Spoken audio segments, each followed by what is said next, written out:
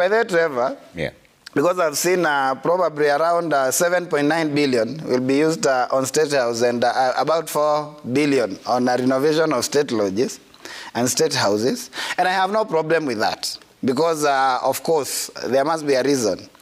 But the reason as to why, for example, clinic officers are still on strike is because the government is saying that they do not have less than $1 billion, around 900 million, to enhance the risk allowance. The reason as to why our patients are suffering down there is because they cannot get drugs in the hospitals. We cannot get vital equipment in the laboratory so that we can be able to test our people. The reason as to why we lost a clinical officer who was working under the TB program under the Global Fund to depression and actually even took her own child is because the government was saying they don't have money to equalize with those on PNP, yet these people have been working for over a decade on contract, but you are told there is no money. The reason as to why we are on strike is because the universal health coverage staff, they need around 7.9 billion to be put on permanent and pensionable.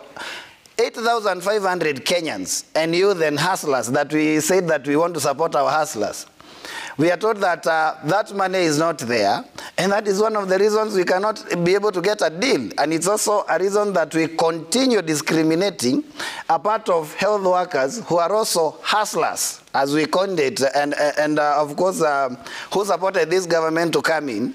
And that is why, for me, in my own opinion, I see that we really do not put the money where our mouth is, and especially where it's going to come back and give us more in terms of taxes. Okay.